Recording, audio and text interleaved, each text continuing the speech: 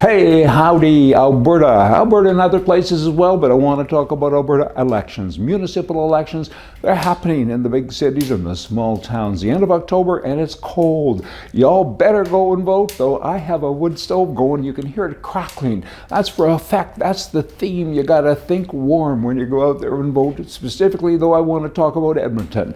Edmonton, it's a big city. When I was born in 1950, I'm an old guy. The population was 150,000 people. When I grew up in Edmonton, it was like 200, and then 2.25 and 250 and so on. And now it's 1.2 million. It's a huge city. I was there just recently, and the highways and the byways busy, and you need good management to make sure that that continues to grow and is maintained and made better. Taxes are way too high. I know people that have houses that pay $12,000 a year in taxes. 4 or 5 years ago, it was a quarter of that. I mean, lots of money going out the door. And is the city managing it properly? I don't think so. They need new people. Okay, there are 81 candidates for councillors. There are 13 candidates for mayor. There are 12 wards. Used to be Ward 1, 2, 3, right up to number 12. Some genius not many years ago changed it, and they put all these names in. Names that are very long and hard to read and hard to understand. Indian names, I guess.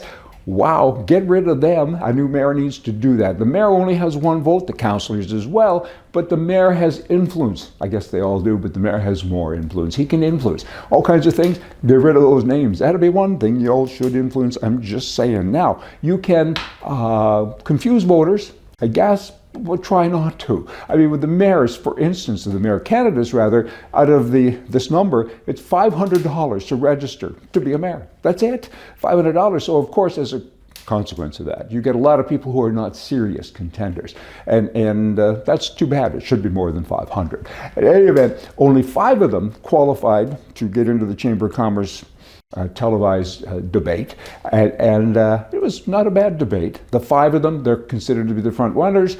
Probably 2 or 3 of them are the real front runners, but we will see.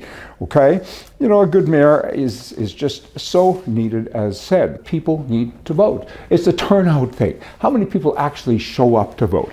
Not many. In past years, I think it's been 30% and so on. So hopefully this year it'll be more, because Edmonton, like so many places, needs help, needs a good mayor. So I've looked at it, and when I was born, again, kind of back to that old person stuff, Edmonton, I think, it's safe to say, was 100% white. And today it's 60% white and 40% other people from other countries and different things.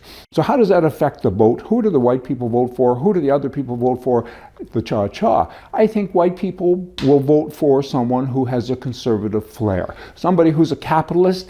And I've met several of the candidates, and I know of them certainly, and I'm not impressed with them, because they're a bunch of left-wing wacko kind of people, because you get too far over there and you wreck things. You kind of need a capitalist approach. One guy is running, and I met with him recently, Rahim Jaffer, and he's a 3-time conservative member of parliament.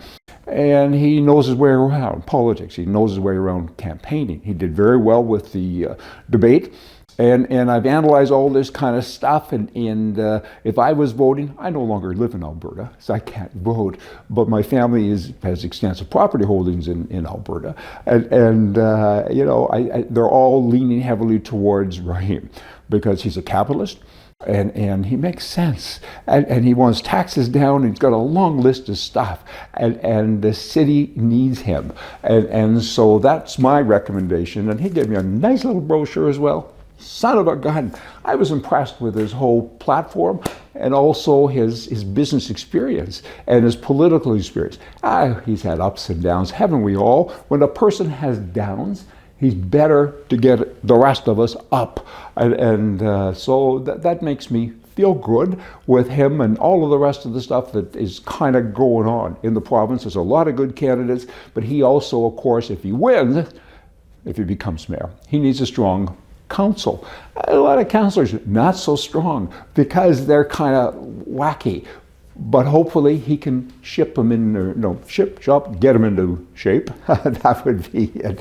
No matter where you live, you know what? Get out and vote, and go home, and after you vote, and sit by the fire, and you'll be fine. Hey, see ya.